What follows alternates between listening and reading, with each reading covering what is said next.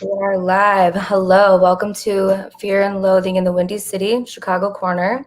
I'm Ali Alexandra, and with he's still my co-host because he's back. Jose Ricana. Hello, sir. How are you? I am well. Yeah. I was like, Rearrange some stuff. computers. Yeah, I didn't think I'd be doing that again. But yeah. I was like, So what's going on? How's it going? I've been good. Yeah, Been good. Busy.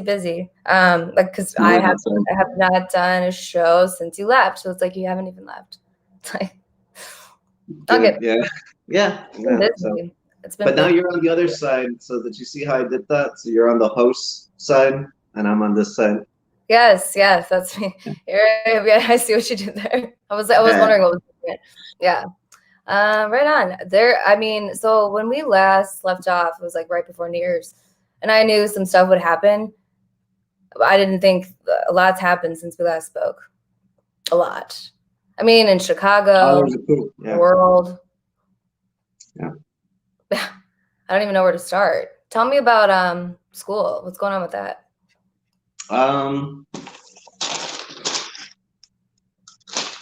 House of Delegates for Chicago Teachers Union will be meeting tomorrow to vote on how they should proceed. It is the opinion of most teachers that I speak to, and where I would guess the vote for tomorrow is going to land, that most teachers would feel safest if they were remote learning, remote teaching. Right. Most students that are going to go back will have a teacher that will be remote teaching. So a teacher will be teaching from a camera and the students will be on a laptop looking at the teacher through their computer. So all the students will be remote learning. It's just whether there will be access to the building or not. It sees something like that CPS should be able to work out, and they'd rather just shove everybody into the schools as quickly as possible, which, Trump is not going to be around after tomorrow. Oh. What accountability do all the local officials have for the massive death toll that America has that the world's looking in shock? I think that those are the questions that a massive teacher strike next week will be getting most of the world to ask. And I think that's all that is going on with schools right now. Right on. So yeah, because that's why I was curious if you'd actually gone back. So who's back? Because honestly, because everything else going on, preschoolers are back. Okay. Yeah. They said, the city sent them first.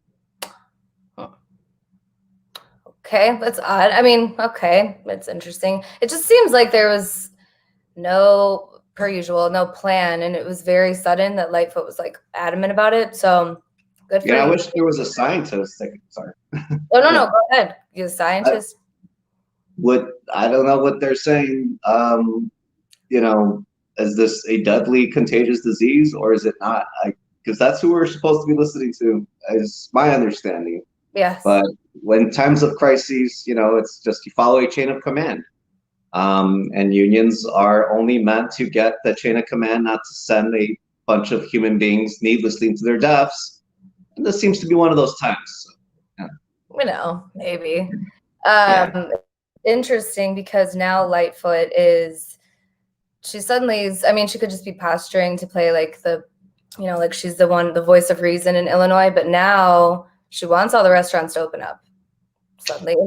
Illinois is just suddenly, we're good. I mean, we're not good, but we've moved tiers, which I can't even keep up with that. It sounds like the Hunger Games, honestly, like Region 5, Tier 4. Like it was like really bad like a week ago. And now casinos are open, I think, or they're opening up this week. Let's see.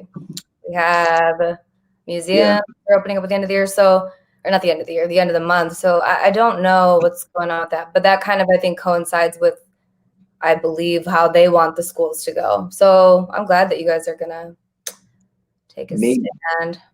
Maybe. And we don't know if we'll be by ourselves. Now would be a good time to really flex on those general strike skills that people might or might not have been working on. But There is another thing that I just want to say very quickly on this. There's a bill on the state floor that JB Pritzker just needs to sign, HB 2275, and I encourage our new House Speaker, Mr. Representative Speaker Welch, to encourage the governor to sign this. It would restore much collective bargaining power back to the CTU. Lightfoot ran on this in her campaign. I want to pause to make that aside. Another aside, I have said some factually incorrect things in this podcast. I apologize for that. I wish we can go back and retract all this that I've said. And if I get called out on it, I'll go back and retract it. But on this case, Lori Lightfoot's campaign videos do show her running specifically on this issue to restore to teachers this collective bargaining right power. It was kind of one of her early and few fig leaves to the teachers unions. And now she's working very hard she worked very hard to stop it. It's sitting on the governor's desk. If he were to sign this, it would prevent a bloodbath of layoffs. Oh God, Crane's going to quote me or quote someone on that. But yeah, I mean, like the issue that happens is without the governor signing that, teachers could decide to strike, say they are going to stay home and remote teach. CPS will lock them out of their Google Classroom because they're not in the building, and say, nope, you know what, you're going to get fired instead. And that would kick off the strike. The governor can, really be the adult in the room, and that's kind of what, I don't know what a governor's supposed to do. I think they're kind of a big deal. They oversee like a 50th of I don't know. It's a big thing, I heard. They're supposed to kind of like step up for the public good and not for the restaurants. So I hope he signs it, because it'd be a real mature way to advance this conversation forward without more massive loss of life and just all the stress. Yeah, it seems very stressful. I felt bad. She's not watching this. I did feel bad for the teachers union, Chicago Teachers Union leader, Sarah. That's her name. I felt bad. Like the media, they went after her. Like that's just lame. I mean, I get it, because like maybe in hindsight, like I did talk with her a little bit, so maybe if she does see this, it's all good. But in hindsight, maybe it wasn't the best idea to post pictures. But still, like they railed after her. I felt bad for her. She'd like delete her accounts, all that stuff. But the media is going to do the media, I guess. It's not to call out stalkers, but like police know who core leadership are. They know who the union people are in the city, and they know that their social medias are vulnerable spots. So it is unfortunate that leadership in the union that works really hard all the time on a crazy stressful issues that most people can't imagine, dealing with the worst of Chicago and trying to rationalize into a healthy, process for society to replicate, that those human beings are overtly, massively targeted by people that hate unions, that hate teachers, that hate public education, that are just antagonistic to those politics to begin with. So, yeah. So, I'm still getting used to this. Everybody bear with me. I'm looking at the comments. Hello, everybody. Because I'm usually you're doing this. So I got comments. I got Mona, Kit. Let's see. E. Heller, Claudia, Propaganda, Red Sea Socialist. Ooh, nice. Well, yeah. So Jose, because there are some first-time people watching, Jose actually was running Chicago Corner for a while. How long were you running this channel for? Fear and Loathing in the Windy City is the show that I do on this channel. Yes. We started it 2020. I mean, like, yeah. Okay. Time's great. About a little over a year, I think, about a year, and then yeah, and I shared it with Civically Minded, which also airs this channel. Lady Peterson. It's part of the 99 Perspectives Network with its flagship news show, Heartlands Media, which we get most of our audience. Mona said with Gunner. Yeah, with Gunnar, yeah. So I'm just trying to get people to understand this a little bit, because just don't mind my cat in the back, by the way. She's crazy. But yeah, so it's been kind of busy lately since we last spoke. So like we can start with Illinois, but then I did want to talk about other stuff too, because even though this is just Chicago, like so much happened since the last time we talked. So some people here might know who Mike Madigan is, some might not. He was like the Nancy Pelosi of Illinois, but that's like the only way I really know how to compare it, but so much different. He was just the ultimate machine Democrat. I can't believe that he's not the speaker. I will go back and retract my statements, because I was like, no, there's no way. I can't believe it. It's one way to retire, yeah. I mean, Welch was his #1 guy, like yeah, was one of his top guys. And I mean, I liked Representative Allison, actually. I really liked that she fought for it, actually. But I saw, as people were sleuthing around, she had deep ties to Lisa Madigan, the speaker's daughter. So like, maybe that's also what gave her, the gumption to maybe step up. But then he just worked around another insider. All the same, it was a bizarre game of musical chairs that took a lot of organizing, and a lot of internal politics took place. Oh yeah, politicking. No, I mean, well, it's good. We'll see what happens. I was honestly surprised. Now he hasn't resigned yet. He just is not the speaker anymore. I told you I've been not good at keeping up with Illinois politics the last 2 weeks. He's not resigning. He suspended his campaign for speakership. Suspended his campaign. Okay. Yeah. So like he just wrote out things like, that's it. He got to 50 votes. The delegation that Representative Allison had was not going to give up any of their votes for him. And that was clear. So he's like, all right, you got me, but who's going to get 60 votes? Yeah. Who's going to do it? And it was this person. So like, not a ton will change. Now I know that there is a bill, I believe, that's also sitting on J.B. Pritzker's desk, that a lot of these new people coming in or brought it forward. It's about cash bail. I don't know if you've heard about it, but yeah, so that'll be interesting to see what Pritzker does when he gets back to his desk. He's got a lot of things to sign. I mean, Democrats, again, I mean, not to jump ahead, but like they're out of excuses. Like right now, every Democrat with a massive, responsibility to keep people alive and sane, they're going to be really scrutinized on how they did over 2020. They're going to be scrutinized what their relationship to Trump was, and they're going to be scrutinized on what they do next. So actually, I think J.B. Pritzker is in he's in a better spot than most Democrats. I think he's in a better spot than Gavin Newsom or Andrew Cuomo. So I really hope he doesn't just toe the neoliberal line of like, well, some of you are going to have to die so that the rest of us can live. He doesn't have to do that. Like Madigan helped a billionaire beat out the Republican Party out of the state for a reason. Like he can really just follow his conscience. So we'll really see what kind of person he is. We'll see. Yeah, I've been pretty hard on him, but he's fine with me now because he's suddenly lifting restrictions, and I just want them. I mean, I've obviously within reason, but I can't get over Lightfoot saying that she was repeating Brandon Riley. He's an alderman for the downtown of Chicago, for people that don't know. So he months ago was saying, which she could just be posturing to, but he was saying, restaurants, for example, they're some of the most heavily regulated industries, and they're having to bear the brunt for all these other things going on in hotels that are supposedly super spreaders. Lightfoot then just repeated that the other day, and I'm just like, what are you doing? So I don't know if Lightfoot's just pretending to like make it seem like she and Pritzker are going back and forth. I really don't know their relationship too well, to be honest. But who knows? But Lightfoot might have to go her own. I don't know. But I like what you said, though. Democrats are out of excuses. And I'm curious, just because we haven't really talked, what do you think about everything going on? Like, what did you think of what happened at the Capitol? Let's talk about that for a little bit. Man. People weren't shocked, I think. And,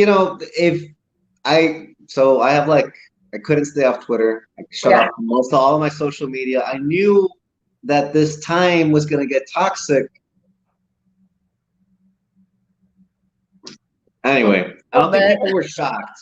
I don't think people were shocked at the turn of events. at the insurrection, at the Trumpocalypse, but all the same, it was, I was one of the first people who was just like, oh, this is impeachable. Impeach him. Impeach him.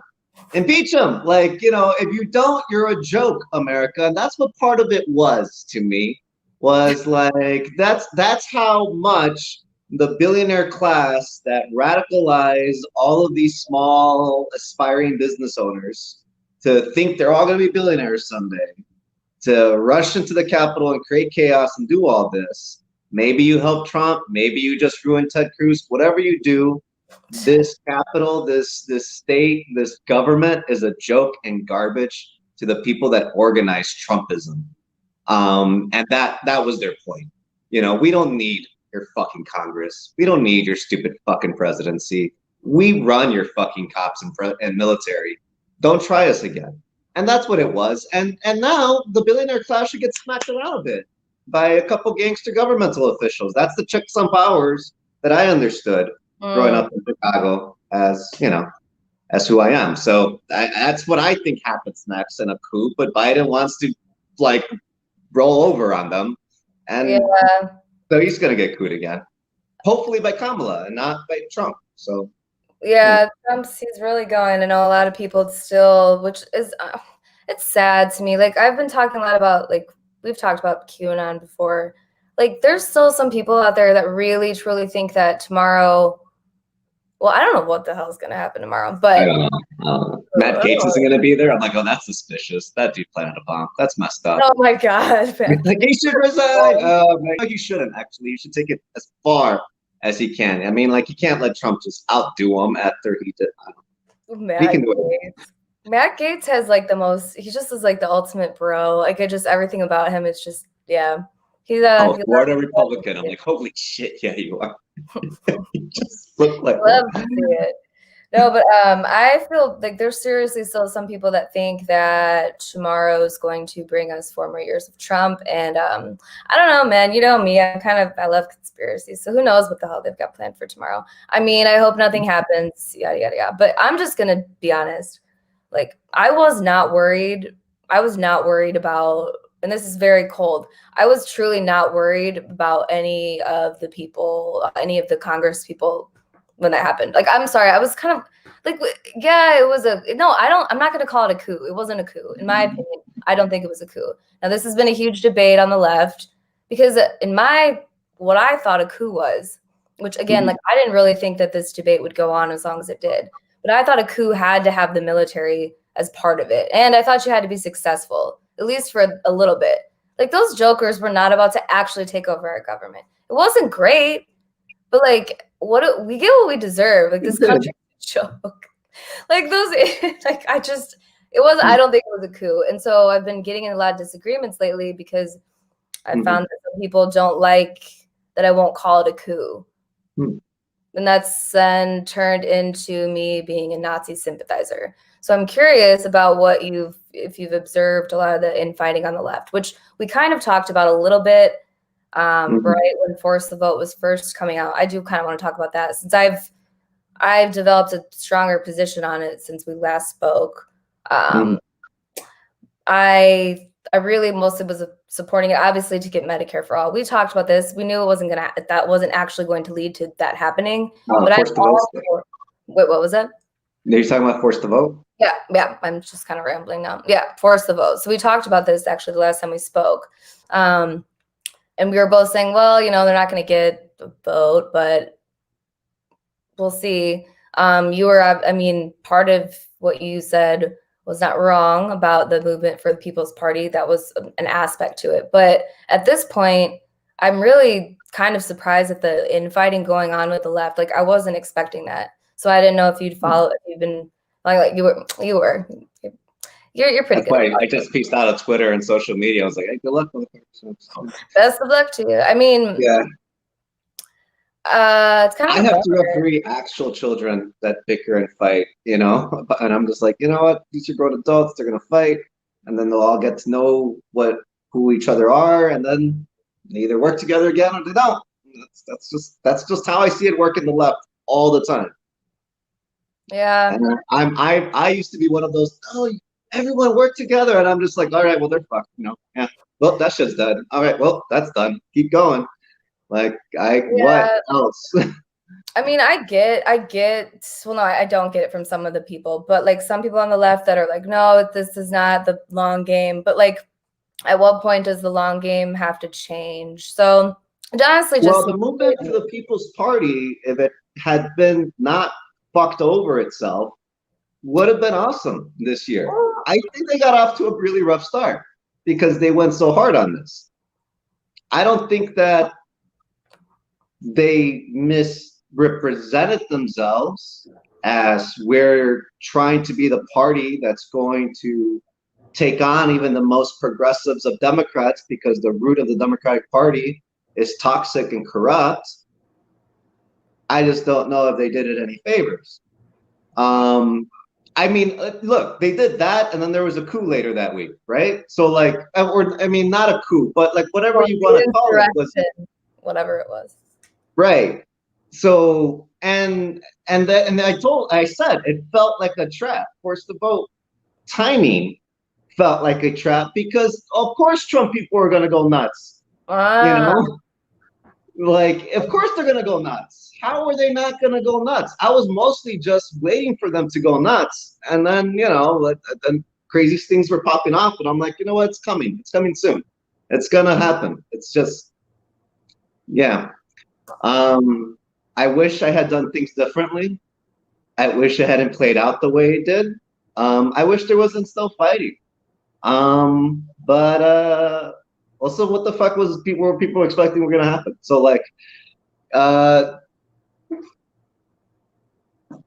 Nazis are a real thing, right? They're people that use socialism's rhetoric in Europe to actually galvanize a fascist movement organized around law enforcement and military.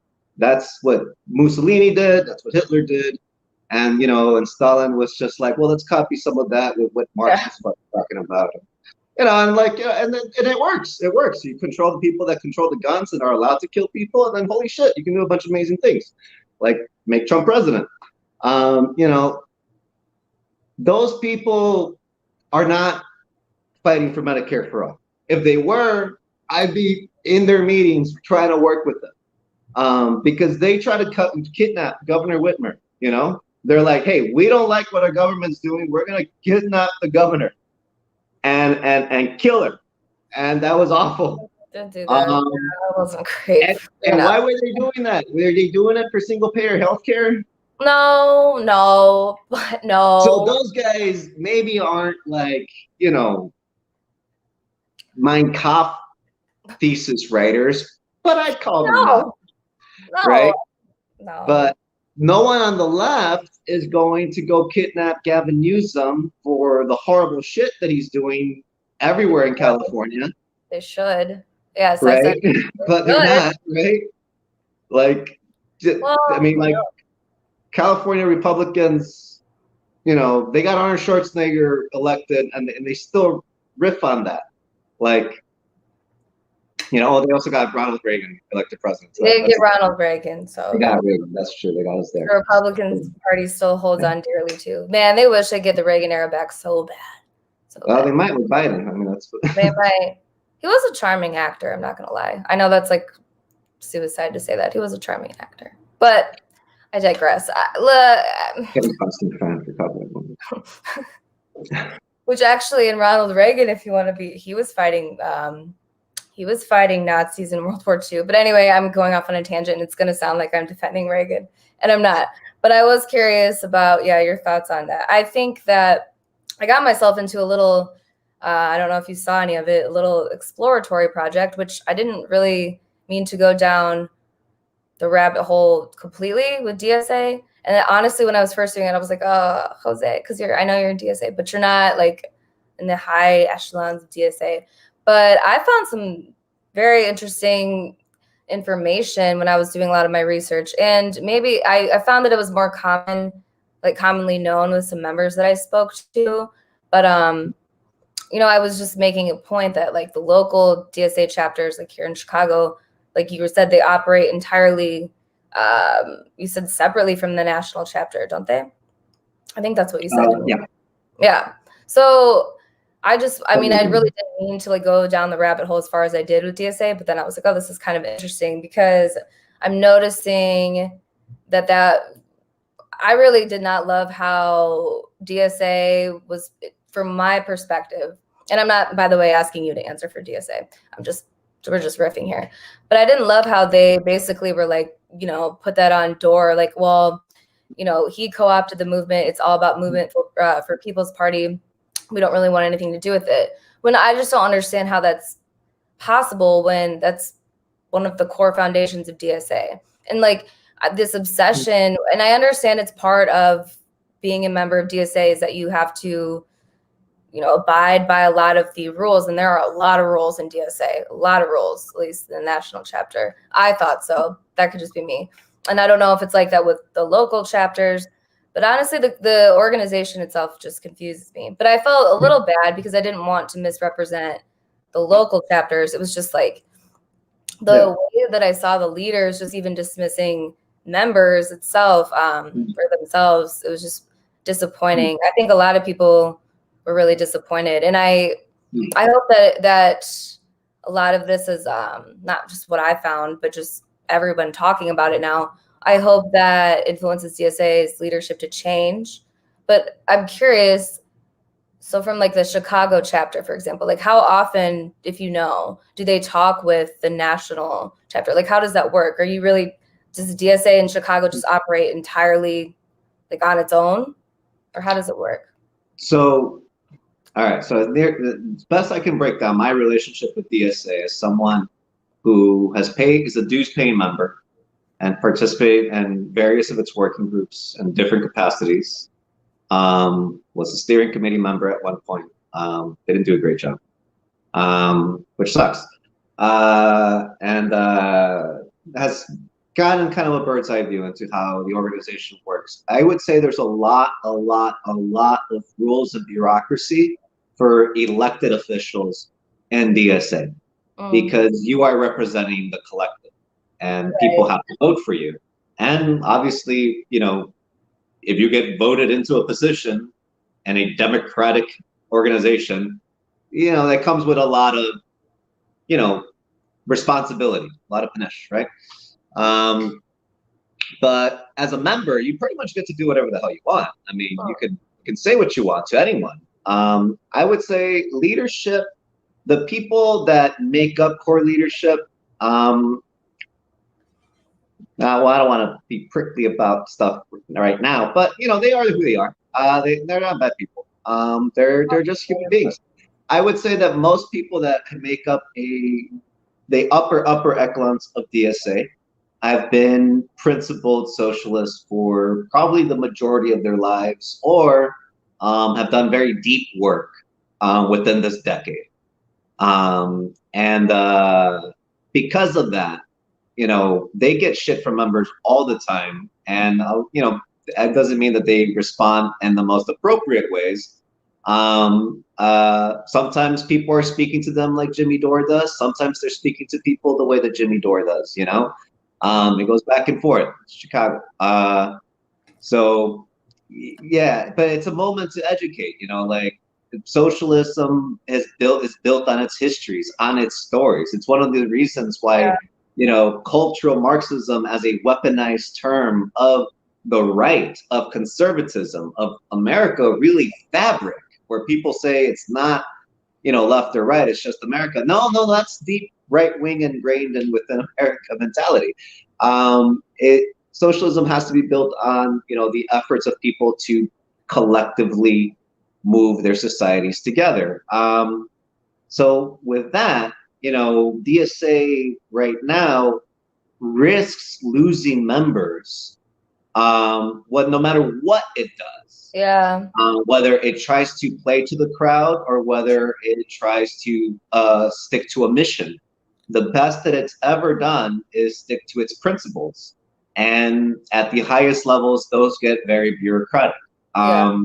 So I would say it's not a great organization for electoral politics. And people have told me that going in. I was one of the people that pushed electoral politics into this local chapter insensibly, you know, just relentlessly, because DSA has so much that's missing from the electoral political discussions. But you know, much like and it leads precisely to the frustration that Dor had. I don't want to be, I don't want to completely malign him the way that people have. I don't think I've been totally cool about everything, but also, I think that he's a tough guy. He can handle a few ribbing, hits here and there. All the same, his confusion of like, DSA came up with this plan. This is their thing. This is their strategy. Why not do it right now? And he's not wrong about his analysis of like, you like your working relationship with your DSA elected officials, to which most DSA people are like, well, no fucking shit. We worked really hard to fucking elect these people. Why the fuck would we burn those bridges for someone that hasn't sat in meetings for 4 fucking years straight? And because even someone that sits in meetings for 4 years straight would get that, in a meeting. Camaraderately, with as a comrade, Right. but you would get that. You would get that pushback.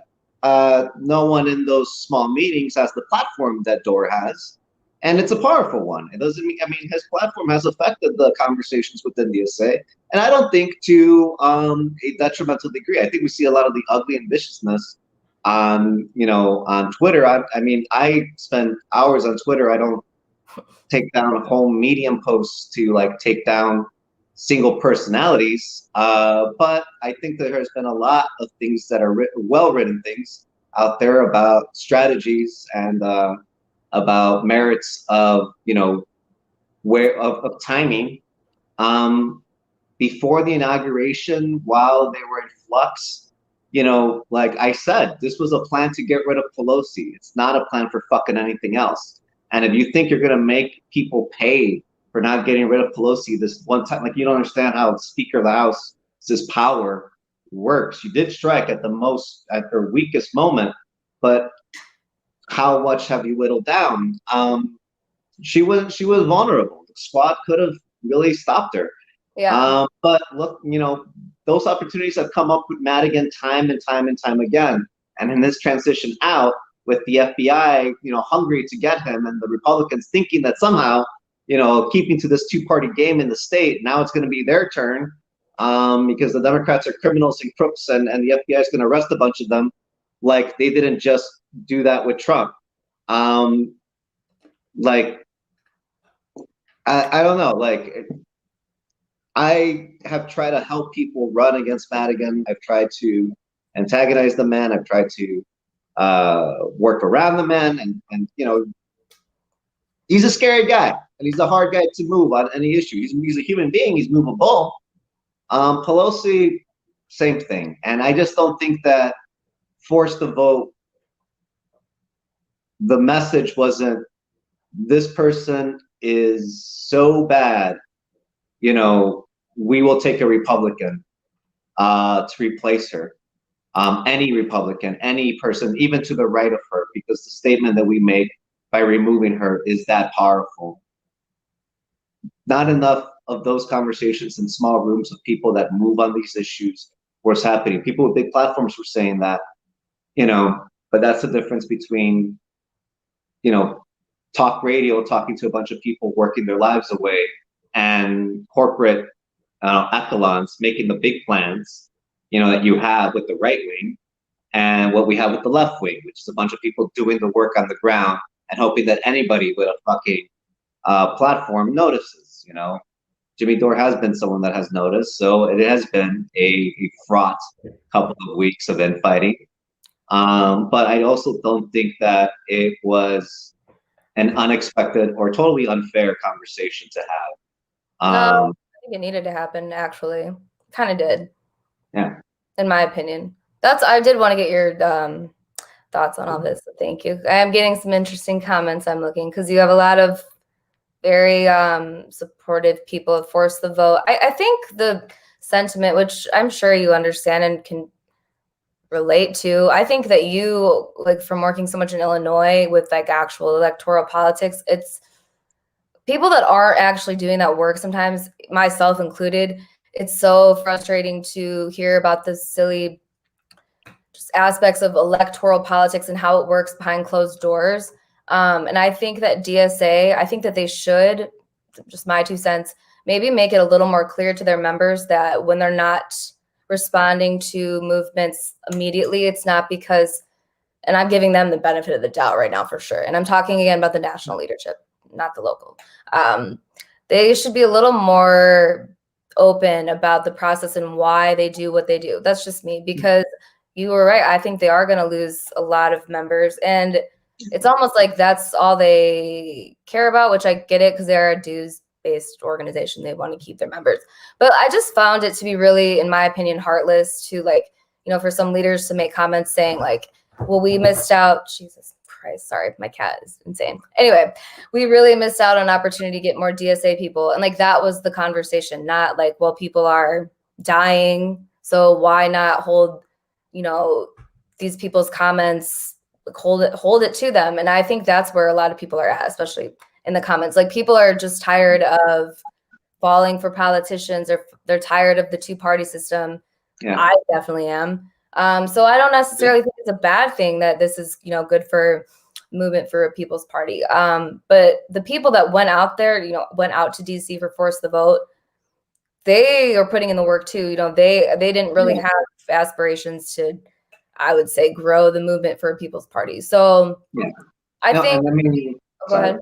No, go ahead. I would just say the people that were out there for Force the Vote, if they, you know, I wasn't very charitable to how it all played out, but because of their efforts, there was a populist left effort demonstration in DC, albeit however small or whatever, it was there to really contrast between how the police respond to that, people actually fighting for healthcare, you know, to any degree, to letting a Trump crowd just storm the Capitol.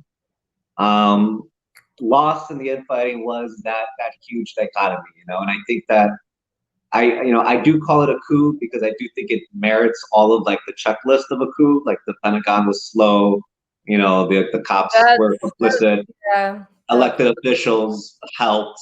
You know, if they had slowed the paper process down, there could have been more of a success and less of a show. So I call it a coup. I'm open to the debate because I just like saying, you know, I just like the debate, and also because I'm conspiracy minded and I'm like, oh yeah, the Pentagon's involved. I have no proof of this, but I'm the same way too. That's why I like talking with you, because we don't always agree on things, but like, you like to debate too, just for fun. So do I. So because I love conspiracy. I don't know why. I can't call it a coup. This is gonna sound really bad. And again, I'm not saying that Nazis aren't a problem. They are. I think that, and I found this actually speaking with people who don't live in the States. They're like, what are you talking about? Like, you had like Confederate flags all over your newspapers. Like, this is horrible. And I'm like, it is. But then again, and this isn't good, I grew up in Indiana, about 45 minutes from like where one of the main KKK places was. Like, I think they had over 22,000 members at one point, like back in the 1920s. My point is, like, if you go past like Highway 30 in Indiana, from where I grew up, you would definitely see KKK shit everywhere, Confederate flags. So I'm not excusing it, and I realize this sounds terrible. What I'm saying is, like, you almost become desensitized to it, / like, you don't even, I don't think most Americans take Nazis seriously. And I don't know if that's a good thing or a bad thing. I just don't see them like thriving in their community. I don't see them being thought leaders like for mass movements. I think for the most part, they're this nuisance that should go away.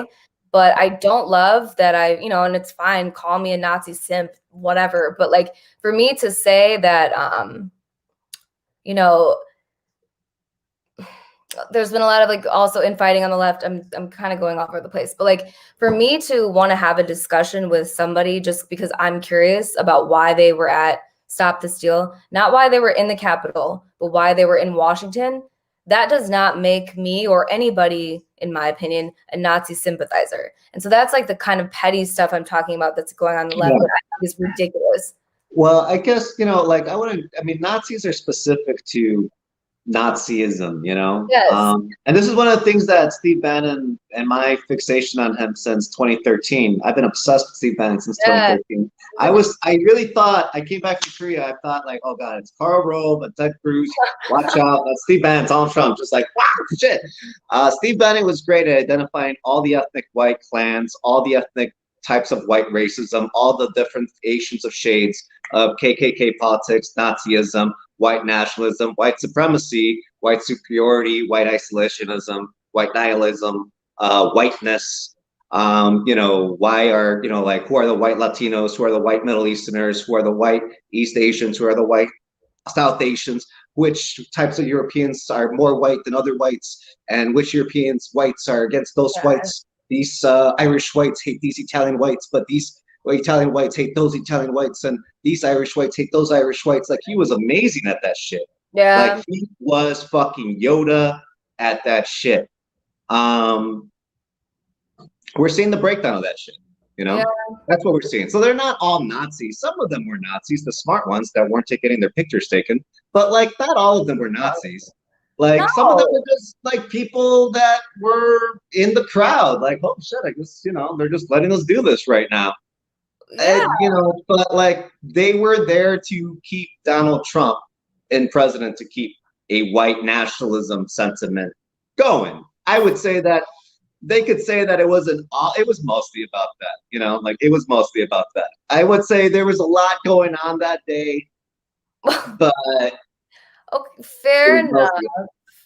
But in their perspective, and again, not everybody cares from their perspective. I'm just saying, like, you're saying it wasn't surprising that it all happened. I didn't think it was surprising, but I was blown away by the number of people that were astonished that this happened. When, like, if you just go look at Fox News, or now actually, what was it, OAN or Newsmax? 24/7, it's the election was stolen, the election was stolen. And a lot of what I really like, for example, the Convo Couch, Pasta is always, he's been researching election. Yeah, I kind of want to bring up topics I don't know if you like. Not to argue, but just because it's interesting. Voter, now someone in the chat's actually gonna have to correct me, my bad, because he's been differentiating between like what the MAGAs are saying, which is that the election was stolen, widespread voter fraud, those pesky immigrants that keep voting, blah blah blah blah blah. That's where they really missed the mark, and they're blaming it on Venezuela and everywhere else. But there have been inconsistencies with our elections, which we know. Bernie, need I say more? So I can understand that. I'm not saying that I support their exact sentiment, but I can understand from their point of view maybe why they felt like going to Washington was the only thing that they had left, because this is what happens when you have a group of people who are basically shit on by the entire Democrat Party for 4 years. I'm not saying all of them, and then I'm hardly talking about the white. I heard the combo couch stuff, but like, I disagree with it like 100%. But I want to hear why you think it's the same. Well, I'm not saying they're in exactly the same scenario. I think that's actually what Pasta's trying to say. I didn't really bring up the greatest argument because I don't even have all the facts. I'm hoping that I don't think Pasta has the greatest argument. That's my thing. I don't think Pasta has the greatest argument. Why not? I think that if he had it, because I think if he had it, he could have made it. Since Bernie got the election stolen. I think Jordan Charrington has made that argument. And I think Jordan Charrington actually covered what happened with the DNC primary better than anyone else. And the fact that anyone is going off on tangents instead of looking facts that someone uncovered and created an analysis of, I'm like, okay, that's fine. It's a free country. I think comments right now, because maybe it's not. Maybe it's not. I'm glad I can't see the comments right. Well, no, this is good. This is what we came here for. Yeah. No, I don't think that what people at Stop the Steal were at is the same as people that saw the degree that the DNC primary was rigged against Bernie Sanders. Fair point. I guess how I was trying to relate it, though, was just, if you've been watching Newsmax or OAN and Fox for a while until most of the Trump people left Fox. Because, which I have not. I mean, yeah, I just hop in everywhere. I mean, it's just Gotta keep it a little healthy. they're speaking to their base, like MSNBC. Come on, get your daily fix of a Newsmax. Come on. OAN, come on. It's quality journalism. No, but when I'm reading this comment. Is that what that Prospiat guy's from? Is he an OAN guy? What's his deal? Yep, that's him. OAN guy? Oh my God. All right. So you know, like, so we can stop Bill O'Reilly before he gets like, you know, total shit show. Great.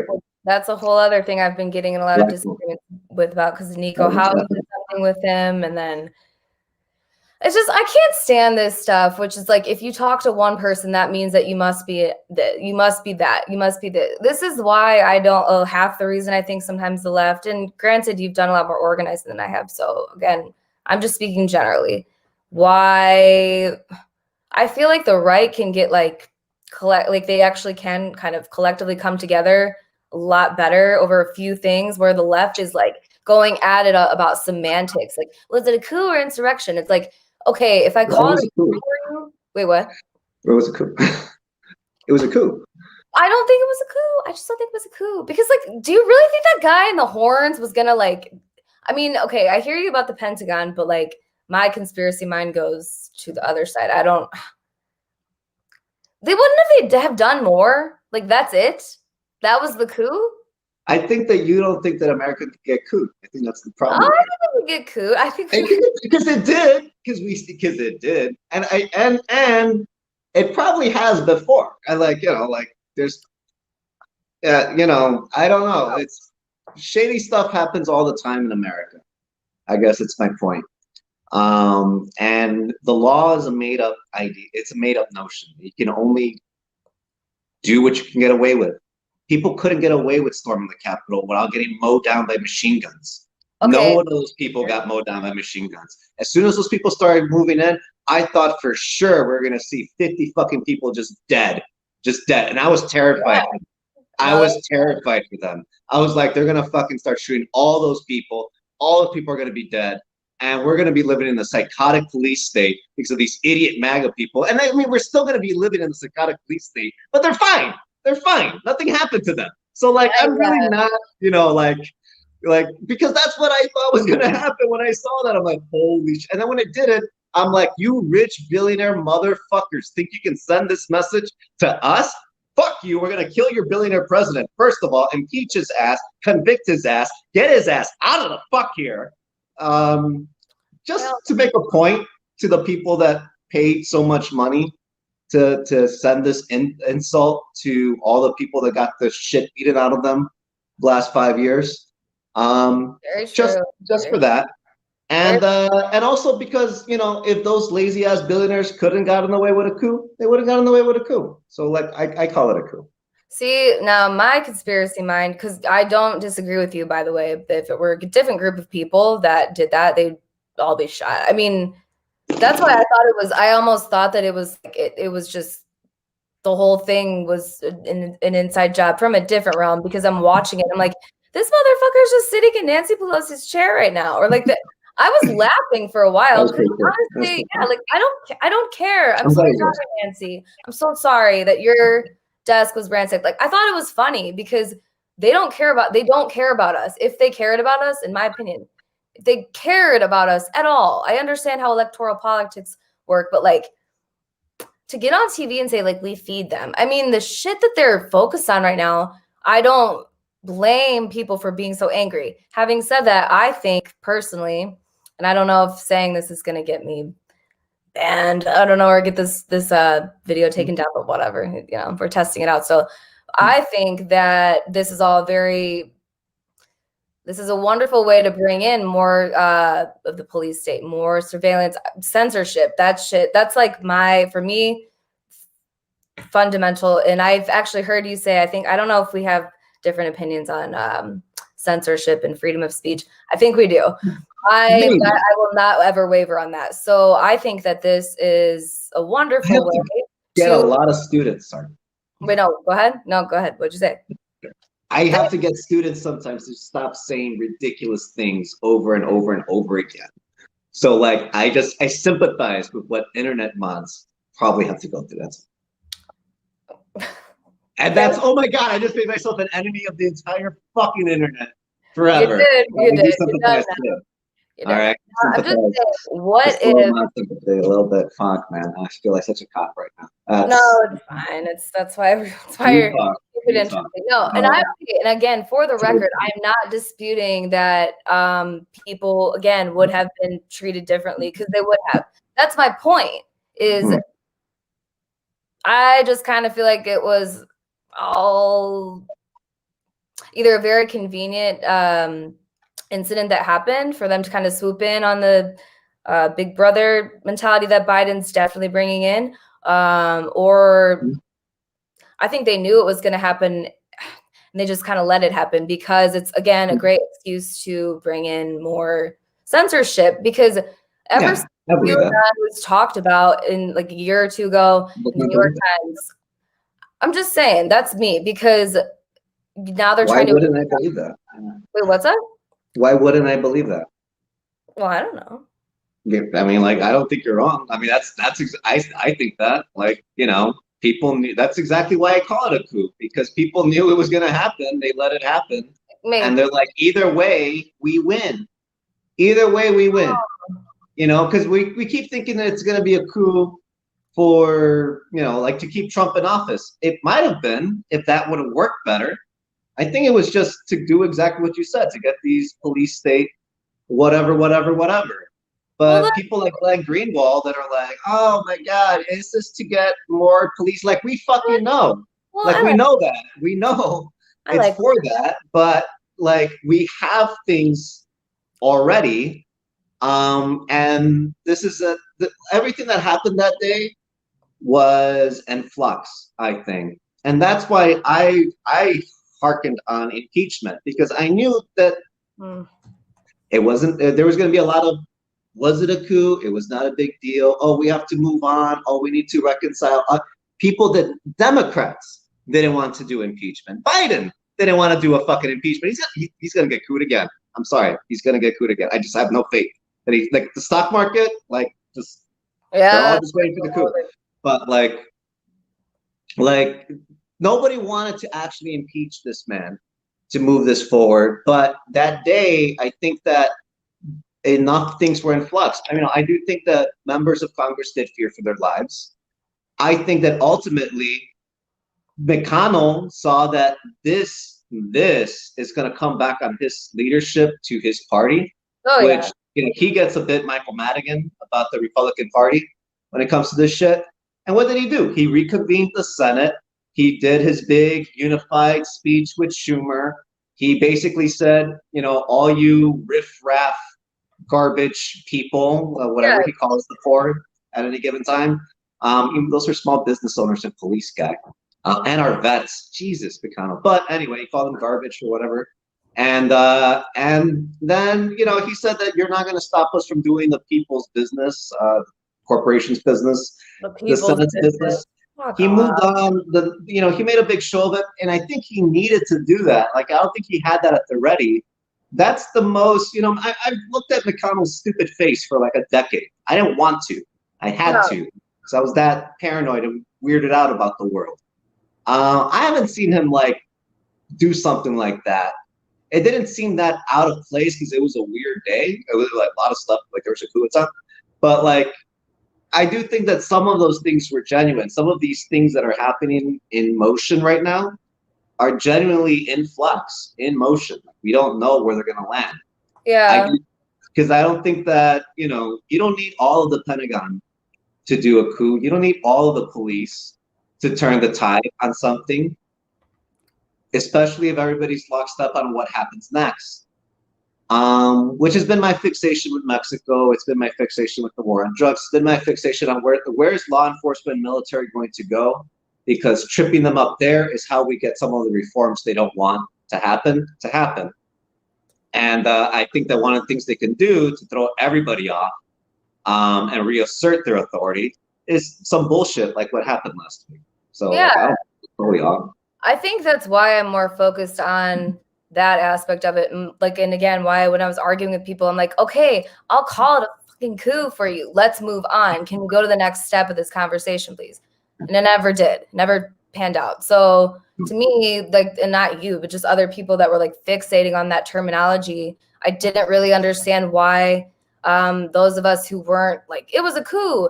I don't know why then we had to come out again and denounce white supremacy and Nazism. I kind of thought that we already all agreed on that, that's bad. And those idiots in the Capitol with their Confederate flags, like, that was stupid, but like, I don't see them taking over the country. I can see what you're saying about like the semantics of calling it a coup. The Pentagon was late. I don't know why, that's a whole other thing. But no, I think frankly that Stop the Steal, like, because I follow a lot of these MAGA accounts just because I want to know what they're up to. And like nothing really on the right, especially with the MAGA crowd, is ever as organized as far as like the posters, anything, the events, they're not slick. They're very obvious, like Stop the Steal. Like they don't hide it well at all. So it's not like they didn't know that this was going to happen, which again could go to your point. But at the same time, I think it was more like, oh, wow, let's get a lot of these idiots in one place. And then essentially what I think the Democrats are trying to do is expel anyone from the Republican Party, essentially, who doesn't denounce Trump or anybody. They don't denounce themselves from the people that were even in Washington that had no desire to go to the Capitol. They were just there because they felt like their election was stolen from them. Right or wrong, I think it's a really scary world when you have people on the other side that just want them gone. What are we going to do with them? What are we just going to expel them like off into, what are they going to go to the gulag? I mean, when you maybe fire them. That, but like what? Probably get a job on K Street real fucking quick, like super quick. Well, not the people. I hear you, but like just your average Trump supporter, should they be fired from their job because they were in Washington because they wanted to go? I have Trump supporting uncles I would call dumb to their face. We don't talk a lot these days. Well, they know how I feel, you know.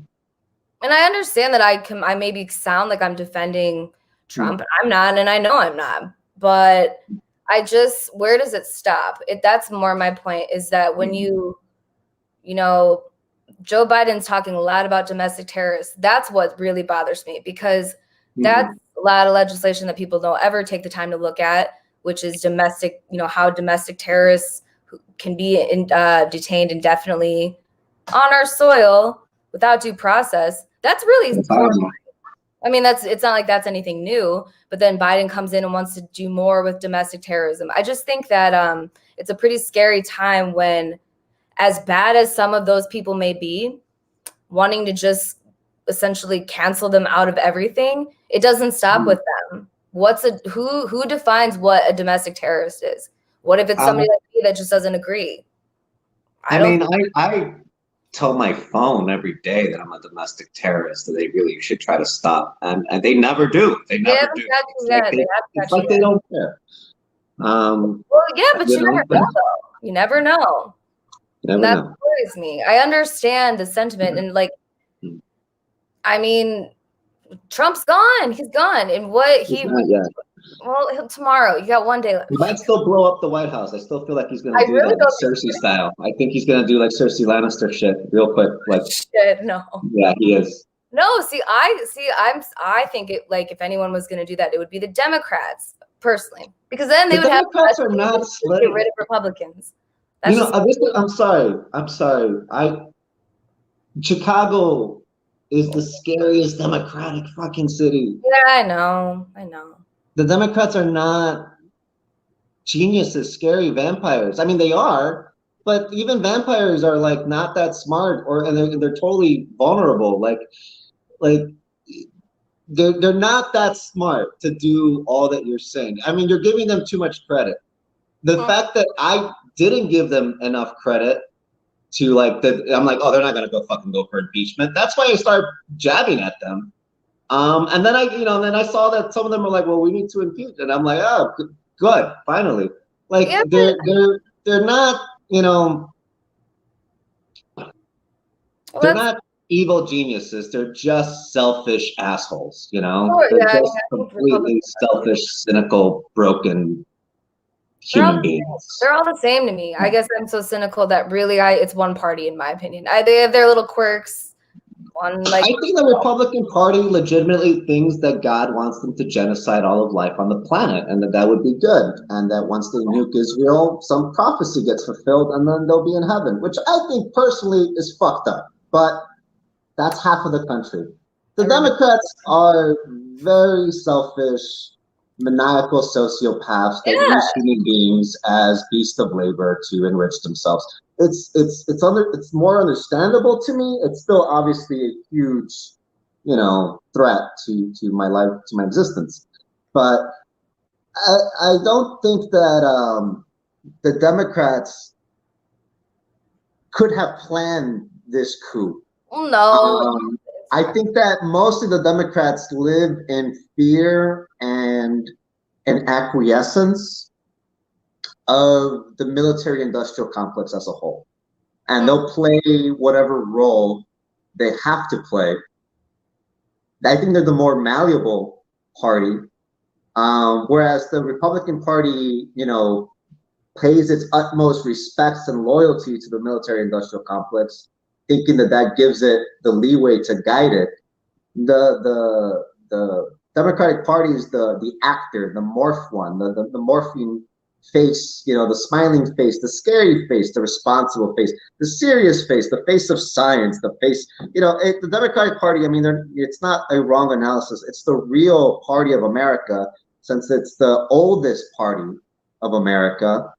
The Republican Party is a newer party. However, the realignments that the parties have taken makes it so that really it's a creepy bunch of people that talk about the Mayflower and Thomas Jefferson, that are a Democrat one day, a Republican another day, or are just fanatically obsessed with the team jersey games, and their fucking families, like the Mercers, like the Waltons.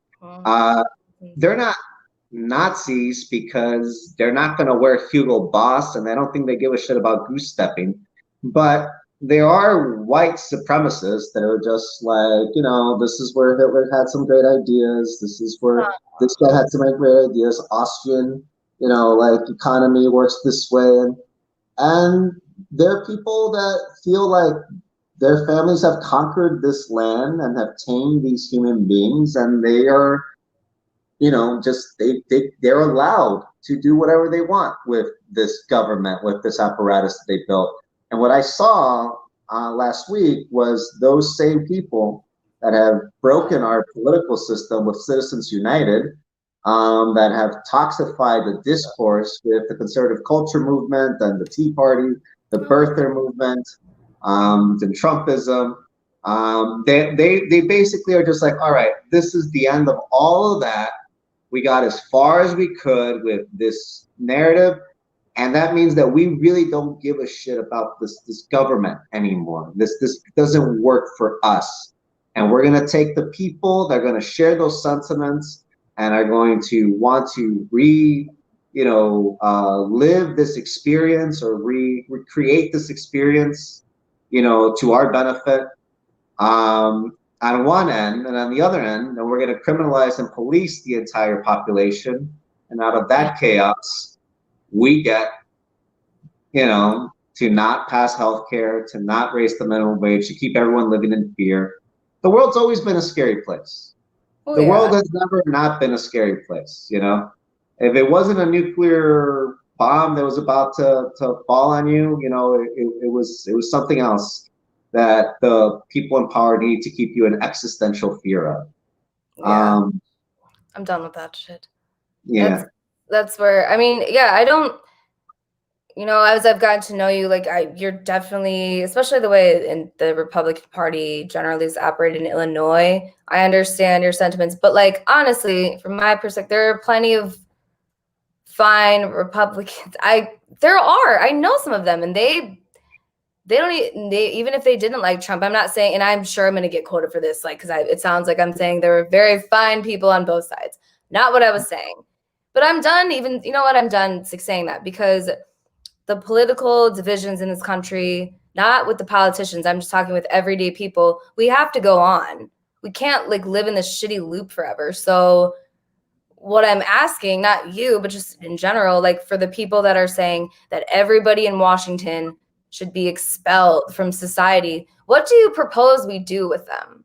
Like not you, but what do people propose that we do? I mean, this is what I think, because I mean, I want those Congress people expelled from Congress. Like, yeah, fuck them. You know, if they were commies in the 50s, they would have been expelled, and they might be like coup sympathizers, like and organizers, which is messed up. I think that this is a time where we see who is serious about maintaining the project of government and who's not, and we see that McConnell is, and he's keeping his Republican Party somewhat in line. And then what is the Republican Party that is serious about some kind of process? I don't even think that McConnell's necessarily shooting for a conviction. I think he's open to it, which is shocking, but he's not necessarily shooting for it. He's trying to keep his party intact. Yeah, he wants to make sure his party doesn't completely. And one of the things that he's taking this opportunity for is really sitting down Hawley, who I think has done questionable white supremacist shit, and doesn't mean that he necessarily is. You know, there's socialist, you know, elected officials that might not be all that socialist. It's just what's kind of fancy. But Hawley's like, hey, all of this white supremacist stuff that's kind of been lying around in Missouri is all really powerful right now, and it just, you know, like maybe I can use that. Yeah, he's and then Ted Cruz, not to be outshined, takes it even further than Hawley, who's a freshman and a rookie, and Ted Cruz like, no, I'm gonna take your crazy thing and I'm gonna be in the front of it because I really want to lead this party. And then you had Tom Cotton, who was also you know, trying to get some footing in the Republican Party leadership. You know, I see both of these people as contenders for, like, you know, running in the party for presidency. Who takes the other step of like, no, I'm going to go against this Trumpism stuff, and then the insurrection stuff happens. However it plays out, it's obvious it doesn't play out in Cruz's favor. I don't think that was it planned to like malign Cruz from the Republican Party. I think Cruz is a paranoid enough person to look into that and call it out if he can. He is pretty popular, though. That would be silly of them to do that. He's very popular within his party for sure. But is he the kind of popularity that McConnell wants? He wants done with Trumpism. Well, and he might want to help Cotton, step over Cruz with all this nonsense. Good point. You know, McConnell, I think I really was surprised to see, and I shouldn't have been surprised when he was saying that Trump did impeachable things and he was pretty much all for it. But I think that was his way of being like to Trump, like, look, you know, don't pardon the song. If you yeah, shit. My point is that I think McConnell's like, shit, my party might be, you know, done here for a multitude of reasons, because obviously the conservatives hate the Republican Party now because in a lot of their minds, they betrayed them because they were told for 4 years, you know, one thing, which, and that's my bigger point, which I'll get to later, which that can apply to both sides, which is if you're told only one thing in an echo chamber, whatever echo chamber you're in, it's not surprising that we're at where we're at. But with McConnell, I thought that was interesting that he was actually like down to, you know, go forward with that. I think that he would have, if Trump was going to push back a lot, I think that he probably would have like been fine with it going to trial if Trump was kind of, you know, laid back, which it's not like Trump could even really talk because he's been censored and he's literally nowhere. So I hope a lot of people are happy about that. I mean, that's call a press conference anytime he wants. Yeah, but the media will not cover it at length at all. Like, he gave a farewell speech today. You hardly heard about it. I'm not expecting much from the mainstream media, nor was I dying to see the speech. But like, and I understand that he's a different kind of president. But like, I'm just. Can we talk about censorship? It's a what? Censorship. What about it? Yeah, let's talk. Yeah, I don't think Trump was censored. I don't. What do you I mean? think that he's been a Twitter troll for 13 years. Yeah, that's Trump. And he got put on a timeout for a couple of weeks until he gets the nuke codes up and all the people that stormed the Capitol calm the fuck down. I don't think that that's ridiculous or the same as systemic racism in America for like the last 200 No, years. So like, you know, I agree. so like, yeah. So like the reason I call it a coup is because America does coups and in other countries. And I know there's a lot of leftists like, if you actually want to learn, like, shut the fuck up. Yeah, that's why you have to call this a coup. So that Americans have that concept in their head and understand that that's how delicate democracy is, Yeah. that most of Latin America that has actually taken democracy extremely seriously and done all it can to implement it has had many governmental issues of like, was this a legitimate government or not? And was this a coup or not? And oh my God, is someone gonna come and just realign things anyway, despite everything that we just fucking tried to do? So like MAGA people that are going through that right now, I could give a shit. I don't Well, yeah. care. I mean, I want them to get therapy and I'll go to church with them and I'll like feed them. But like, you know, about their bitching, like there's other people, you know, like For sure. I'm not, the I'm thing not is, saying there's not. it's just, my thing is like, there's people that are in pain because they don't have healthcare. There are people that are in pain because they don't have homes. There are people that are in pain because their families are going through this and they're far away or alone or estranged or they don't know or they don't hear from them. And that's not what Stop the Steal was about. That's not what the MAGA movement's about. That's not what Gates and John Prosbiak or One American News is about. And I see that the next step is the conflation of left and right and populism and all this movement and all this shit.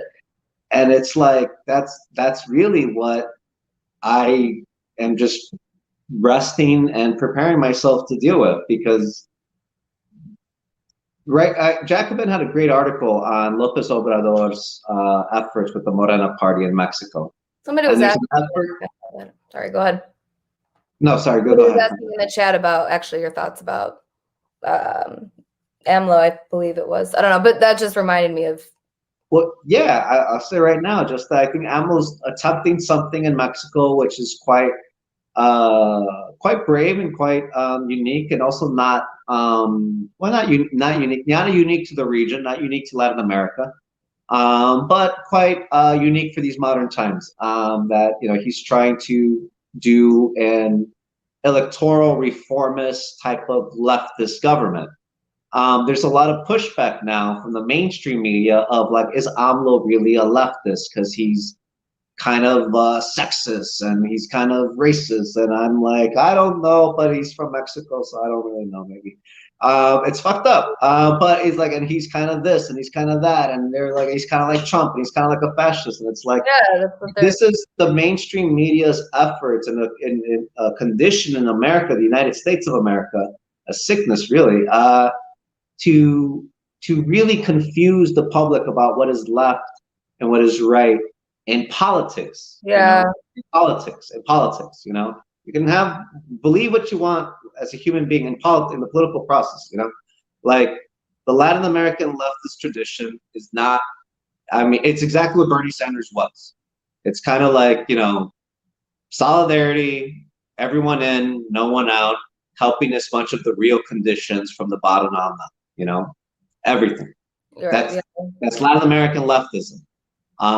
There's not a whole lot of identity politics in there because it's all a mess in Latin America, and most people don't have time for that shit. Pardon right. me. Well, they can't even get a government in to have liberalism. So you can't have a long enough government to have liberalism unless it's so overtly corrupt. It's loyal to the U.S. imperial state. So America, in my eyes, is trying to keep this big lie, Joe, this big lie that America has told the entire region, the entire region of America. Yeah, all of that has been fed a big ass lie about leftist politics and right-wing politics.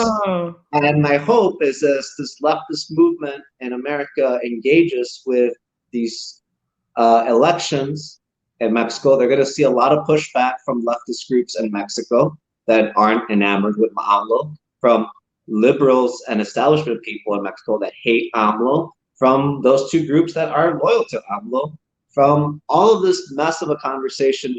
My hope is that this sickness the United States of America inflicts on its own people to confuse whether you're left or right, or what's populist or what's not, which is exactly how Mussolini and Hitler rose up, which is what freaks me the fuck out about who they have waiting in the wings.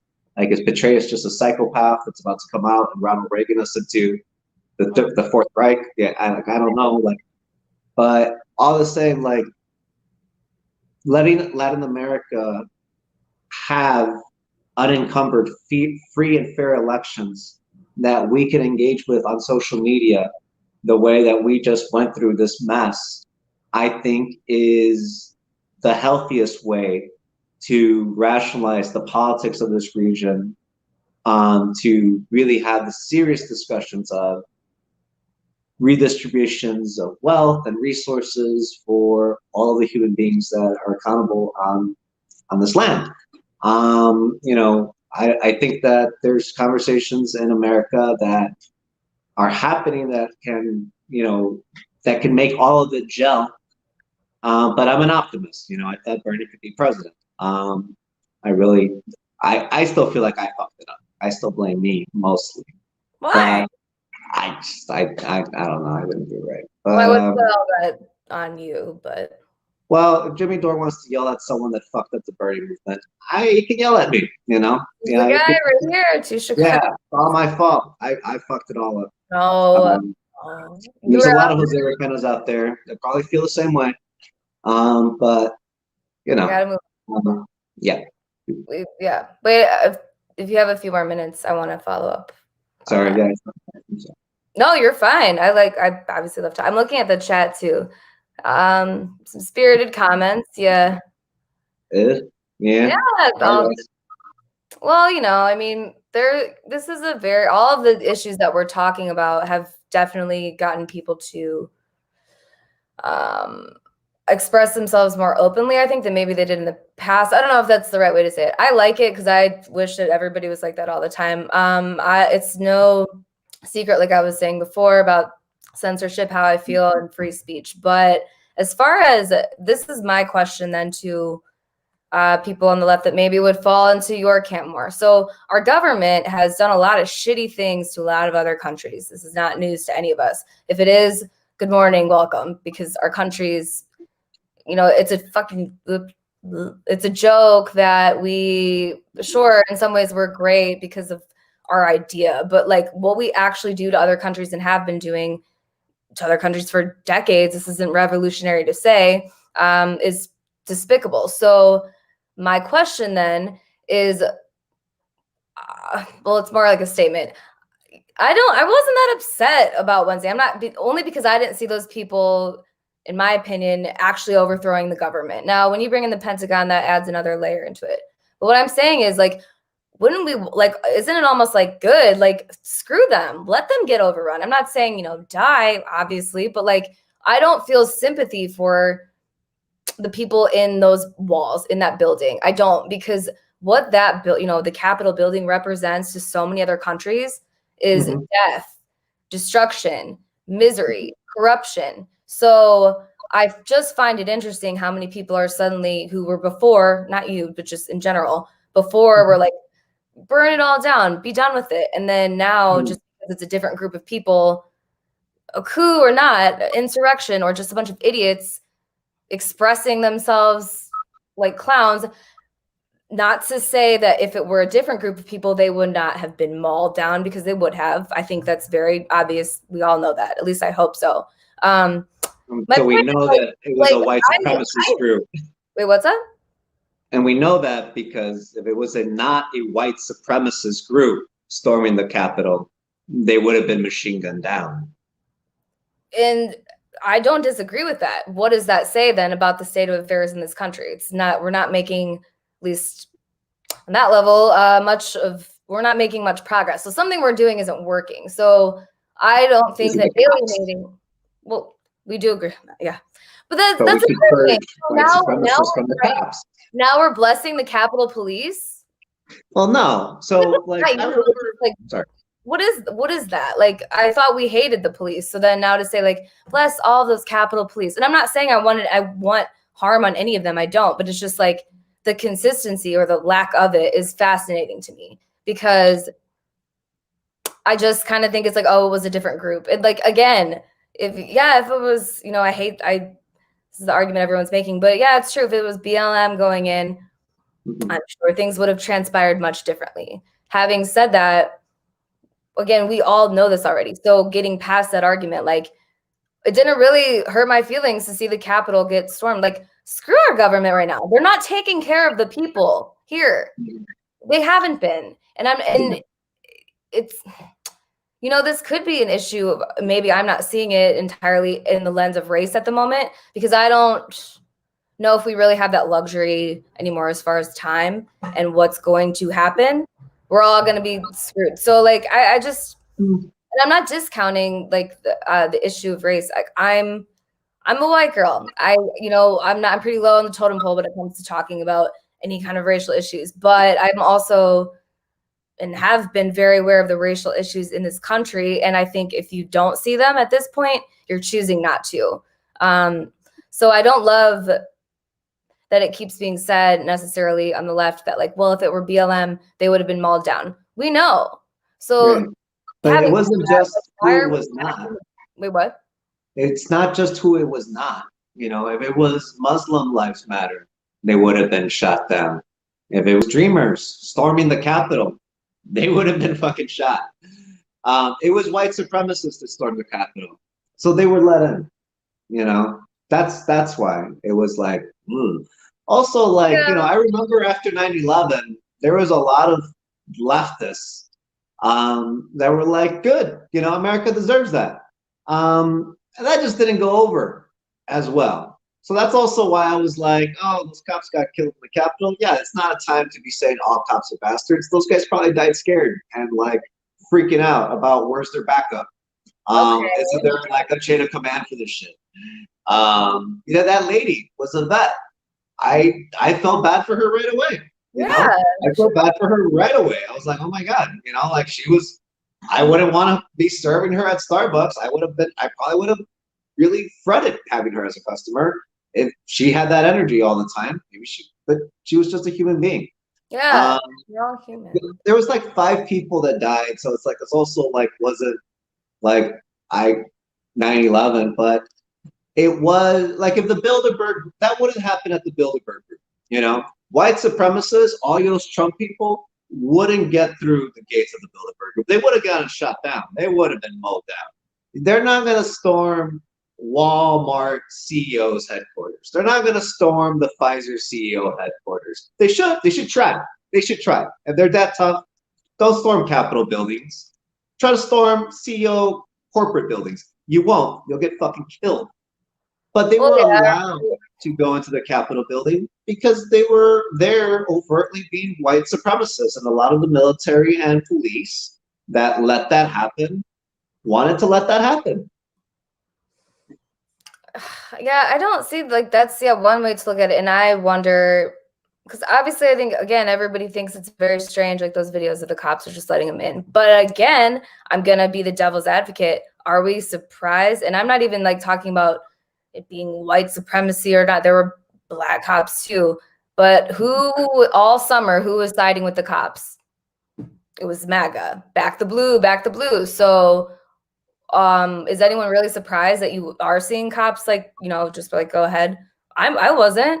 Why would they probably liked it too? But like, I don't know. I guess I'm choosing in some aspects not to see it only through a race lens, and I know that's easy for me to say. But what I fear is that we're just gonna you and I just in general gonna keep going in this loop, and I just really think it speaks more to the class war, which it's very obvious, and I think that's what it is. I want to say really quick, cops are not poor. No, cops aren't. No. So they're waging a class war on the poor. Yeah, I mean they're just. And we should purge any cop that is helping wage a class war on the poor. And that's a really difficult line for law enforcement, which is probably why they shouldn't have done what they did. and which it really speaks to how much power and empowered law enforcement feels that they are to all of the country and all of its destiny, despite what elections say. So purging people like that from the military and law enforcement, yeah, I'm fine with it. I just, shouldn't we be vetting who goes into the military? yeah, I mean, well, I don't think people are really signing up with open arms these days for the military, just saying. So I don't think that they are too choosy. But like, I just think precedent's very important. And I understand there are other issues that we've talked about, but like, I really worry about who's going to get called a domestic terrorist next, because how I'm seeing this is going back to the Democrats is they're like, yes, this is our chance. We now control the House, Senate. We have the White House. Why would they not use this to, and I'm talking on a national level, Illinois, not so much. I know they're not that crafty, but like, what a wonderful opportunity to get rid of as many Republicans as possible. Now, again, they're kind of the same to me. So I'm sorry. No, go ahead. Half of their committees are Republican committees. They don't even have to do that. They're fucking willingly doing that. They're not going to purge the Republican Party. Well, the Trump, MAGA, that's what I mean, conservatives. Anyone, yeah, not the Republicans that have denounced Trump. That's why half of them never were behind Trump. They didn't need to be because their voter base, or they knew that down the line. So it reminds me of pretty much like some 1984 stuff. When I see these people getting on TV and saying, I denounce Trump, that's fine. Trump's a fucking idiot. He's gone tomorrow, God willing. Don't you worry at all about the precedent, though? That's all I mean. Like, what if the precedent has been set? Is my thing. Like, you really worry about who can be called a domestic terrorist? Like, yeah, I worried about that when I was a sophomore in high school. Fair point. I've been worried about exactly what you're talking about. I've been freaking out about for 20 years, and I imagine it's a lot worse for people that are Muslim. Yeah, for sure. So, like, I don't think that undocumented people, Black Lives Matter, Muslim people that were persecuted under the war on terror here through domestic surveillance in America are listening to MAGA people say all the things that this group has been saying, mostly to MAGA people. Yeah. Like with sympathy, because the thing is, like, they set their own precedent. Like, that's the fuck of it all. Like, and it shouldn't be weaponized against anyone. But now that it's being weaponized, against white people, now maybe some of these domestic terror laws will get rolled back, which is great. But a couple of those MAGA people are going to have to take the hit. So many lives were ruined these last 20 years. Well, how many Black lives did not have a full, complete life in America? How many undocumented families? And how many Muslim families? So, like, I don't think that MAGA people that stormed the Capitol are going to have anywhere near the punitive fear or damage that they were rallying in support of that day. No, so, I think that's why I'm being defensive. I've known about this shit for years, and I'm white. Just saying. No, I mean, I'm not trying to racialize it, and necessarily. I'm just like, within the context of like what the Democrats are trying to do. They're trying to flex, and they're not even doing a great job. They're gonna get cooed again the Democrats don't want to lead. Like, they don't want to be in charge. They want to sit on their ass and pontificate. They don't want to do shit for anyone. Like, that's obvious. Like, but now which is why we're all looking at you, JB. Like, what JB Pritzker gonna do? But I mean, well, then I'm gonna say something controversial. Then that again shows how screwed up race is in this country. Obviously, again, because now it's happening to the white man, so now everyone's scared. But a lot of white people have known about this for years. I'm still pissed about the stupid paper that I wrote years ago admonishing Obama because of NDAA. And I specifically talked about domestic terrorism and how that is defined. And nobody gave a shit back then. So I guess that's why if I get a little testy about that particular issue, it's because, you know, there's plenty. I understand the racial aspect to it. I mean, I don't understand fully depending on the race, but I guess it just can I got just say, happening to the white man now, so shit's probably about to hit the fan. If we're just gonna be blunt, let's just say. I mean, is it though? Like, white supremacy, I mean, insurrectionists, like, you had a lot of cults, like from the 70s to like well into the 90s. Like this was stuff that like I learned just because I had to follow Steve Bannon's research. Like Steve Bannon tapped into all of those white supremacist oh cults. yeah, he definitely did. If they were suiciding themselves to go to white heaven, and like that's why I focus on the white race so much, because that's the real racialization of America. Telling anybody with light skin, you are white. You are not anything that you were from where before. You are this thing, and this is what it is. That's a project that America has done to itself for like, with slavery in tandem. The Civil War was a disagreement over that whole like white race project. To hear some of these conversations that people that want to get Mexicans to go into that white stuff, talk to them about, learn a lot. But I would say that really how it speaks to the race relations in America. It speaks to the fact that the police and the military have been overtly infiltrated and controlled by those white supremacist groups throughout all this time. Like me and Kit talked about The Godfather. We did reviews on Godfathers 1, 2, and 3, and we did reviews on W and on Vice. And I kind of talked about the Republican Party's trajectory and the Democrats Party using The Godfather, the Italian mob. In a lot of ways, I feel like the Democratic Party realignment in the 70s. It happened with the Civil Rights Act. It happened a lot for the Republicans to just get all of the white working class that basically felt they had no shot in the Democratic Party because they're always going to be giving Black poor workers their way. And there was still fights about segregation, all these kinds of things. So that's when the Republicans captured what used to be staunch Democrats, but were really the working white poor. Yeah. Right? And they left the Democratic Party to go to the Republican Party.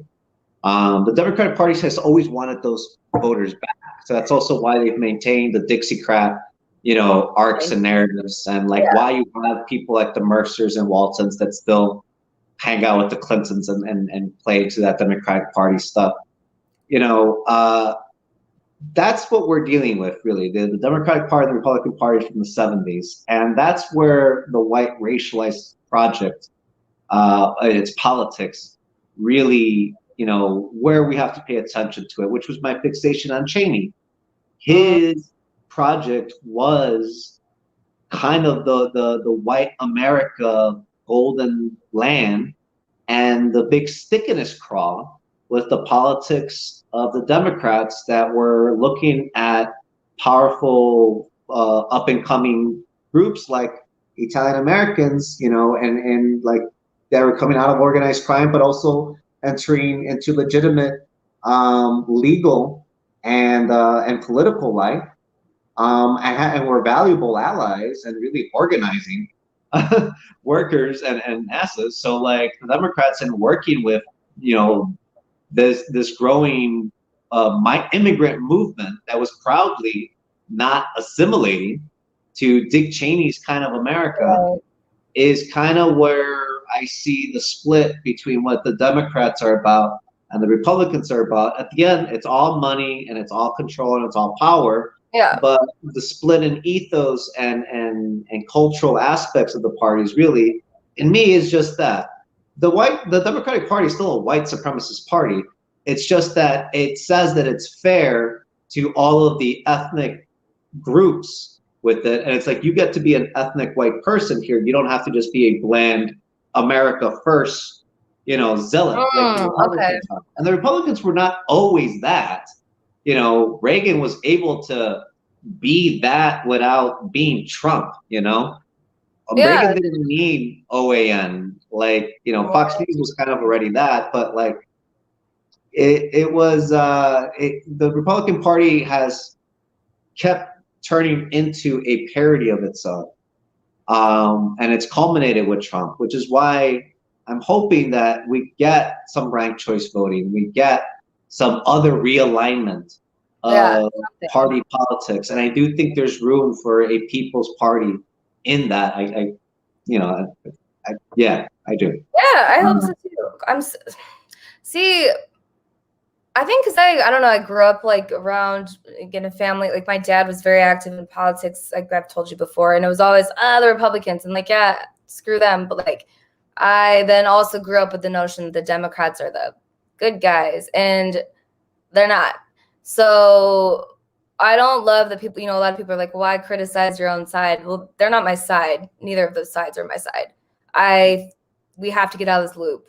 I mean, I think that was another thing that just to go back to like force the vote, that also kind of exposed a lot about how DSA works within solely the Democrat Party. And I was surprised that was surprising to people, but that's how it works. Like they're literally not going to leave the Democrat Party. That's how they operate. So go ahead. I was founded in the 70s. DSA was founded in the 70s specifically to basically co-opt the Democrats are not a democratic party. Like, right. They're not, like, their primaries are rigged. They can go into the back room, smoke cigars, pick, Truman was basically picked by a well-oiled machine when we really should have had what you call it, a much more progressive president. Yeah. So like Democrats are not about democracy. But their name and their history and what they hearken about implies that they should be. So it was Michael Harrington started Democratic Socialists of America with the idea of like, we're actually going to legitimize all of those principles. There's a lot of reasons why I still feel like DSA has been the perfect weapon for the realignment that was taking place. Because remember, the 70s was when this massive realignment in all politics was taking place. The Republican Party was suddenly the working man's party. Really what they meant was the white working poor man's party. There's a place for you in it now. Yeah, because that time period too, of course, that makes sense. Yeah. And the Democrats were shifting. Are they this party of like of inclusion of this, but they were segregationists, but they wanted those votes back. They were all over the place.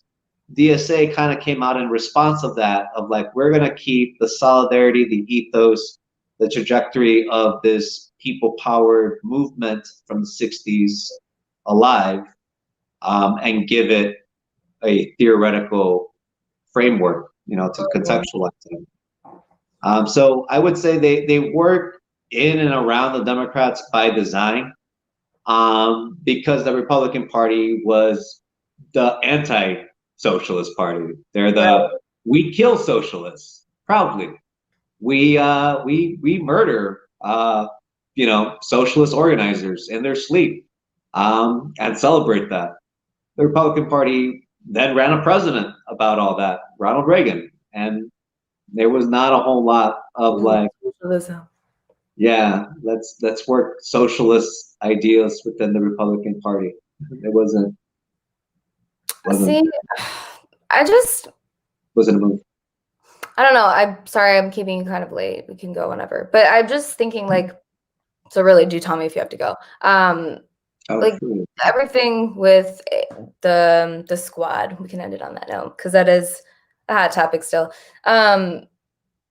See, for me, I've been kind of waiting for this moment for a while, because I'm not, I kind of dipped out of like the progressive wing like after 2016, because I was just over it. I was like, screw, back then I was like, okay, Bernie, you're just gonna take that and not fight back. So I was done. And then, like I said, I realized it was Donald Trump and Hillary Clinton. So it's like, okay, maybe I'll pay attention a little bit. But my point is that for the most part, it really bums me out that people still, and maybe I'm just too cynical, people still put so much faith into politicians like AOC, Ilhan Omar, Rashida Tlaib, Ayanna Pressley, to the point where they almost go insane insulting them when they realize that they can't do what it is that they want them to do for them. And so my whole thing is like, as a country, I think we just like somehow, some way, I don't have the answers. Like, how do we get the notion that one politician is going to save it all? That could apply to Trump too. I mean,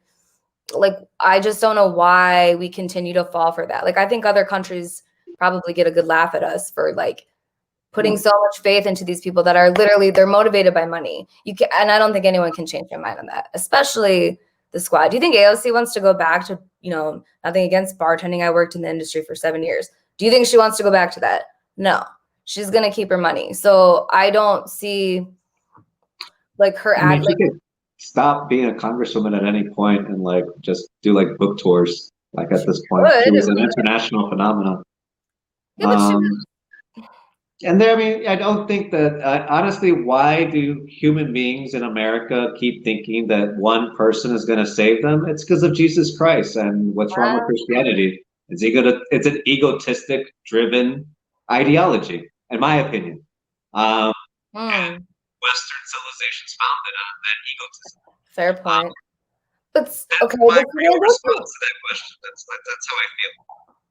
Well, then I can't. I see. I keep going back to this point of like Western civilization and like, you know, just the capital being a symbol of all this bad thing. Like, so was there any part of you, even like the slightest bit, granted you are teachers, so be careful what you say, but like any slight part of you that like even just got like, I don't know. I really was like, I thought it was like a clown show at first when I was watching what happened. I was like, and then I'm like, oh shit, a bunch of people are about to die. And then I'm like, okay, this is staged.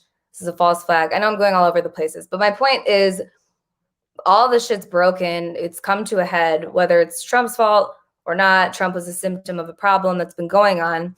What happened at the Capitol, like, I don't think that's going to be a moment of unity for our country. Like you keep hearing from Biden, like we need to heal, we need to unify. No, because if you go down the censorship road, which is actually what I'm going to end this with, I understand that you don't think that Trump was censored. He was put in timeout. Like he will be okay. Trump will be okay. But if who's calling those shots? And yeah, they are a private company, but it's just like, to what level does it stop? Like, I don't know. I'm really scared. That's what I've worried about for a long time. And I understand that like the feds aren't tracking us right now, but like Citizens United is really who put all the people in charge. Well, yes, for sure. So like Glenn Greenwald can talk about how Citizens United was not, you know, a bad decision because of censorship and censorship and censorship. Citizens United was a fucking awful ruling. The people that they put it in were wrong. Really? Yeah. Yeah. And the people, and that's who put tech billionaires in charge. Not some journalists with an opinion, but the billionaires that were moving that forward and the tech billionaires that said that this was going to kind of make government more accountable. They just make government more accountable to them, corporations. That's who's in charge. Corporations are not beholden to any one nation. Facebook is getting, you know, is all over the world. It's not just in America, but it's an American-based company. Yeah. Does that mean that we want other countries using their own version of Facebook and that the U.S. doesn't get to spy on them? So it's a multifaceted conversation. And yeah, you know, that's what I had hoped that a actual working relationship between the Warren wing and the Bernie wing would have produced was actual those conversations at that level for most of 2020 instead of the shit show that we got. But the people in charge, you know, bribed Warren with a Saturday Night Live appearance. And, I mean, she's never been on Saturday Night Live before. And, you know, they bribed Bernie with a, I don't know, coat. Can't bribe Bernie. The same coat. But yeah, I don't know. They bribed him with not destroying the squad. Or whatever good, you know, that would do for our country. I think it did good. I don't know. I see them as casual. Like, sorry, I guess I'm very cold about them. I see them as kind of like necessary casualties, almost, not literally, but like them being quote exposed, like for just being politicians. People really need to get through their heads, like, you can go into Washington, I think, with the best of intentions, but that's not how it works. At the end of the day, like, people keep saying, what do we have to do to make it change? And it's the most simple statement, and it's so played out and cliche, but like, as long as you have money in politics, I don't see it changing. I just don't. So, that's why. Hey, maybe we tie some big money people to this coup. We get to change some laws. That'd be fun. You just love calling it a coup, don't you? I just can't call it. It's such a coup. I don't know. Well, it was the most coup that I ever lived through. You've lived through bigger coups than that. There's been other coups, like some other guy just went into like the workplace. And it's just like, I'm in charge now. Shit, I guess they are. I just don't give Donald Trump that much credit. I don't know. I mean, well, not him, his Pentagon handlers. Yeah, okay. Okay, you did get me at the Pentagon, but I'm sure there's a reason on the other side of my conspiracy theory as to why the Pentagon took so long. But I don't know. I just think it was. I'm not going to go all the way and say a false flag, but I love conspiracy theories. Okay, all right. I've lost you at this point. Well, no, you have to come back because I guess we're almost at 2 hours. I'll let you go. You have to come back so we can debate. This is a bit more spirited debate, which I like. I'm looking at these comments. Interesting. A lot of, you brought up status quo, I think, and that's where it's a very sensitive topic with this crowd. But I know you are very concerned. But I like that work. No, he did good stuff with. I think I referenced him when about Mayor Pete in South Bend. I'll give him that. But I love the convo couch. So once you go after the convo couch, I'm not cool with that. But that's just me. That's just me. You don't, yeah. I would like to see you guys debate. Actually, that would be very interesting. But yeah, I don't know. Maybe I'll get my wish someday. Well, Jose, is there anything else that you would like to say before we close out on this? Stay safe, everyone. Stay alive. What was that? Actually, yeah, your volume's actually kind of weird. I don't know what's going on. Well, no, you're done. Well, thank you. I hope the left stops killing itself. I hope the left realizes that if we're really being real about the material reality, what we have to work with is limited and it's not functioning well together. That's really what we need to be working on. Yeah, so I would ask the champagne socialists of the left to kind of come down to earth. Sorry to butt in. Come down to earth and, like, I don't know, lose the identity politics just for a little bit, just so we can move forward just a little bit. Isn't that how that goes on the left? Like, you kind of collectively work together, even if you don't all, even if the unity isn't forever, just for the time being. Deep history of the left. Yeah, I know. We don't have time. And I certainly don't know all the history of it, so. I know. It's too much. I know. All right. Well, yeah, let's come back soon. Because I haven't even done a show without you yet, so. Well, yeah, keep up the great inquiring questions. I mean, I think that at this point, I really want Trumpism to be put in the box, be set on fire, and just be looked at as the American curiosity that we all experienced, and then just pick up and move from there like nothing happened. I think that seems like the most American thing that we could possibly do this year, and I hope we do some of it. That is quite American. Put it in a box and pretend it didn't happen, but I don't think you're gonna make 75 million people just go away. So. Well, I mean, that's if that many people voted. Are those numbers fake or something? You're on the public couch. I don't know. Hey. No, those numbers are real. Okay. Theoretically, none of those numbers are real. You can't verify it. Verify it. Can you verify it? Were you there counting? So you don't know that 75 million people actually voted for Trump. You never know. I know. We don't know.